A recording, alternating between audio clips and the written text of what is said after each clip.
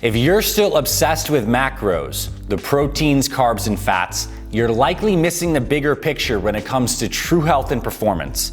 And the 6 foods I'm gonna share with you in today's video aren't just high in protein, they're loaded with essential vitamins and minerals and special compounds that your body needs to truly thrive. And in today's video, I hope to inspire you to include these 6 animal-based foods into your diet for greater health, performance, and longevity. Let's get into it.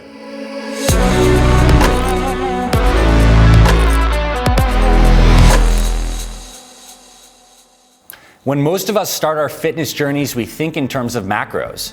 And this is because if you go online and follow different social influencers, they're always posting about how many proteins, carbs, and fats they're getting. And look, macros are absolutely important for helping to change your body composition, to lose fat and build muscle. But just because you look healthy on the outside doesn't mean you're actually healthy on the inside. To be healthy on the inside, you need to be getting the right amounts of vitamins and minerals and special compounds that help your mitochondria increase energy. And there are so many ripped, caffeinated influencers online that likely are deficient. And the solution is good whole foods-based nutrition. And today, we're gonna cover the 6 best animal-based foods that are nutrition powerhouses. These foods are essentially Mother Nature's multivitamins. Let's get into the first food. Number 1, beef liver, the king of nutrient density. Liver is such a powerful metabolic organ, it concentrates all of these vitamins and minerals. Just take a look at the stats. This is 3 to 4 ounces of liver. Look at all of these different vitamins and minerals it contains. Of high note, liver is one of the best sources on the planet of vitamin A. This is an essential vitamin and it has the most bioactive form that is key for your immune system. Many of us think about vitamin C and vitamin D for immune health, but actually vitamin A is one of the best things you can do to have a healthier immune system, as well as brain health, as well as cognitive function. Liver is also full of iron. It's full of choline, CoQ10 for your mitochondria. And a lot of us, when we follow a high protein diet, we're always going for the muscle meats, the chicken breast, the steak, but we also want to incorporate the liver into the diet. Now, a lot of people don't enjoy the taste of liver. I totally get that. There's some ways to get it into your diet. There's now these companies that are making ground beef blends that incorporate some of the muscle meats with the organ meats like liver and heart. They're going to be advertised as ancestral blends. Consider doing that for yourself and your family if you like any ground beef for taco night. If you do want to try some liver, you can actually soak it in a little bit of milk overnight to get rid of some of that bitter taste and saute it with some onions. And it's not just beef liver, chicken liver is also great. And if you want to get really extreme, try some cod livers. They come in little tins just like this, and they're one of the most nutrient-dense foods on the planet. This is why grandmothers for centuries have been telling you to take your cod liver oil, because this is truly Mother Nature's multivitamin, vitamin A, D, E, K, omega-3s, and get liver into your diet. It's one of the most helpful things you can do from a nutrition perspective. Food number 2, whole eggs, especially the yolks. This is Mother Nature's multivitamin in a shell. Eggs are one of the best foods on the planet from a nutrition perspective. The egg white has this very bioavailable protein with all these great amino acids for muscle building and keeping you full. The yolk is chock full of so many vitamins. Look at this chart right here. This is all the vitamins and minerals and protein that you get from 3 whole eggs. Like, you get this into your diet, this could effectively be your main strategy for most of your micronutrients. It's this amazing. Of particular note, eggs are very rich in a nutrient called choline, which used to be classified as one of the B vitamins. Choline is key for your brain and cognitive function, as well as your liver health. This is one of the main reasons I get eggs into my diet. And a lot of people have been asking about eggs and cholesterol and if it's actually good for your health long term. And I pulled up some of the meta-analyses in prep for this video. And what they've shown is that low to moderate egg consumption, around 1 egg per day, has no clear associations with increasing heart disease, and in fact, 1 egg daily may be associated with a lower risk of stroke. Another study showed that higher egg consumption was not associated with increased risk of mortality from all causes. It doesn't increase cardiovascular disease, doesn't increase stroke or respiratory diseases. And in fact, when you have 1 to 3 eggs per day, yes, you might get a slight increase to your LDL levels, but your LDL, the kind of cholesterol that people fear, actually becomes larger and fluffier, which tends to be less atherosclerotic and less inflammatory. So you get healthier LDL patterns, and HDL often rises as well. And I just want to say this, I think that low to moderate egg consumption for most people is a very good idea. And I know as a parent, if I get an egg yolk into my daughter's body on a daily basis, I really consider myself that I'm winning. And one more thing I want to mention is that the egg yolk is best in an unheated condition. When you scramble your eggs on high heat, or when you do a hard-boiled egg where that yolk is cooked all the way through, high heat damages those precious fats inside the yolk and may actually increase some of the negative health consequences from the cholesterol itself. So what I'm suggesting is that if you can do your eggs in more of a sunny side up or still keeping that yolk in a gooier state, I think it's going to give you even better health benefits. Let's move on to the next food.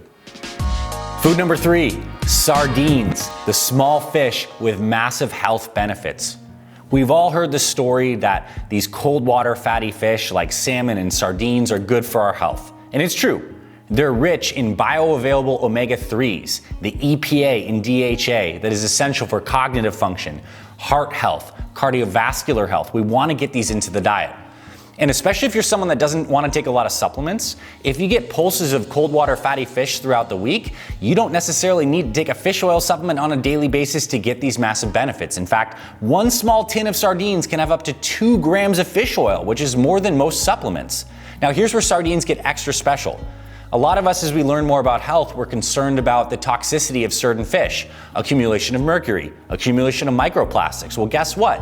When you eat smaller fish on the food chain, those small sardines, they are not massive bioaccumulators like eating tuna or shark or swordfish or things like this. So they're straight up cleaner. And the cool thing about sardines too is in the tins, they're often packaged with the bones.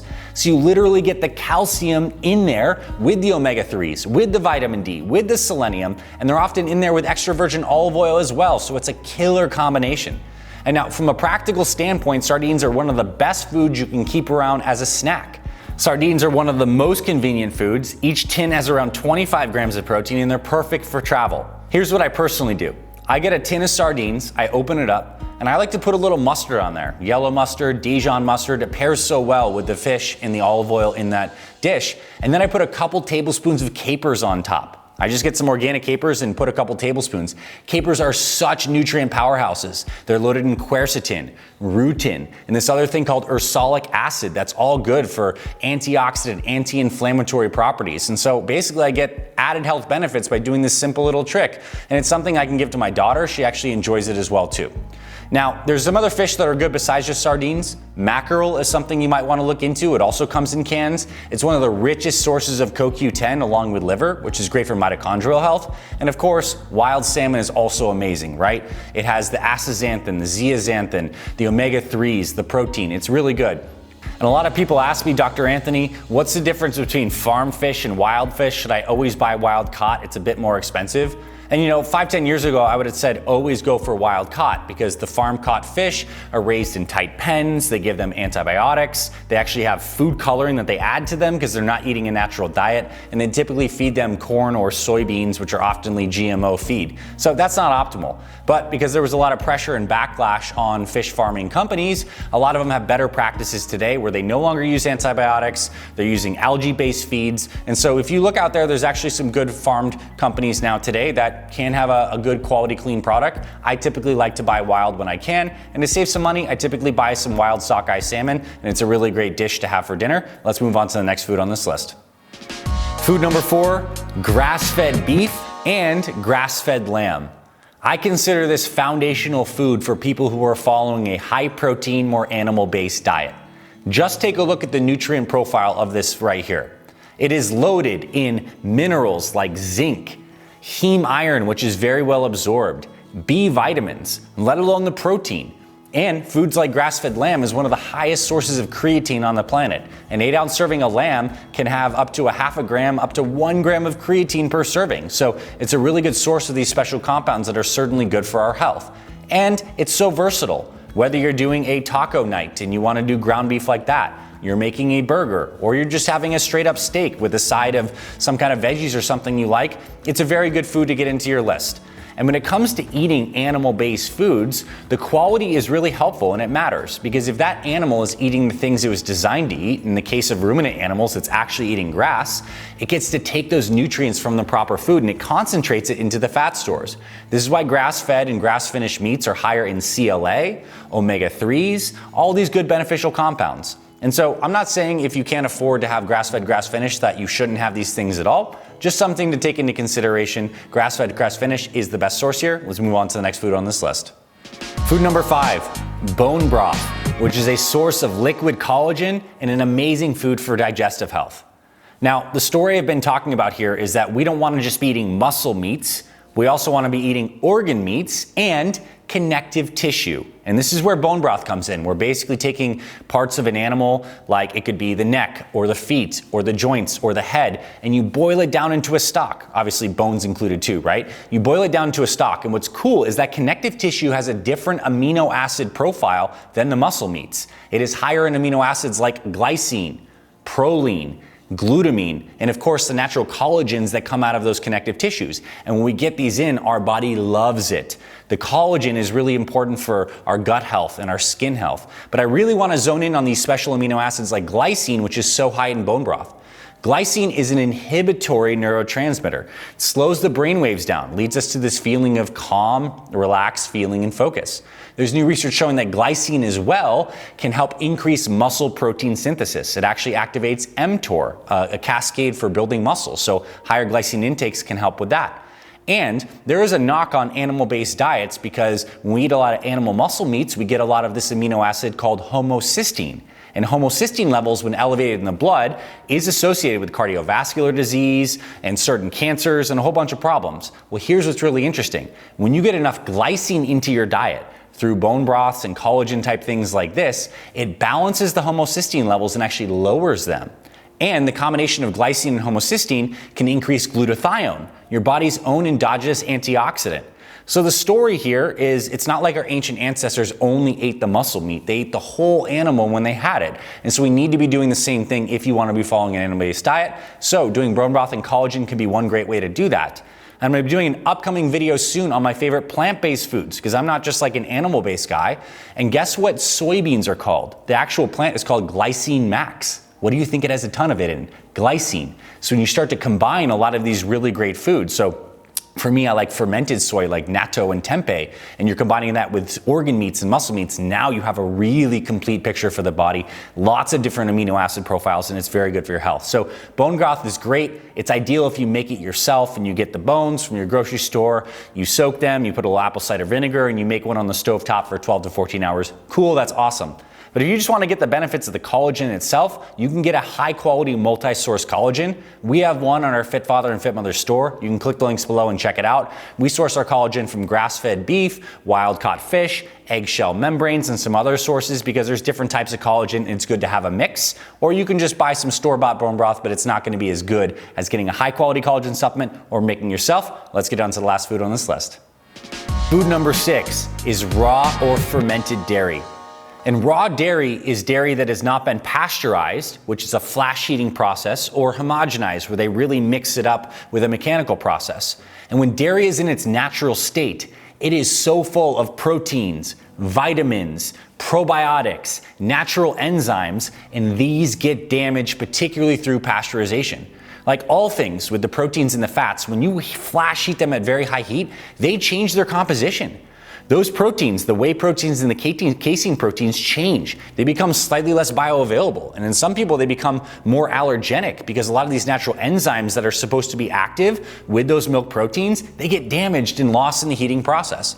There is natural vitamin C in dairy, but that gets destroyed through pasteurization, let alone all the probiotics.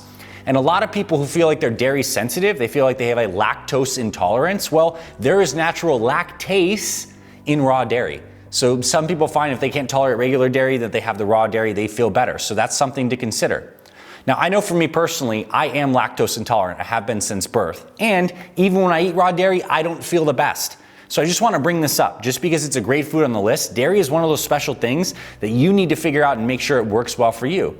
And some people who don't do well with cow's dairy often do better with sheep's or goat's dairy, which has a slightly different kind of casein protein. And so there's a little bit of variety to find where you want to be in here. And I'll say this, if you want to get one raw dairy-based food, my suggestion would be to get some raw dairy yogurt like kefir. Kefir is an ancient probiotic fermented yogurt strain that is just wonderful for your health and for your digestion. I make my own version of it using coconut milk, and it's amazing. My digestion has never been better from getting this in. I just want to say, dairy can be a health-promoting food as long as you take it and you don't feel gas or bloating or mucus production. It can be really, really wonderful, and I think a lot of people are realizing that all these things we do commercially to treat and change the intelligence of Mother Nature often get us off track. So that's the benefit of getting raw dairy into your diet.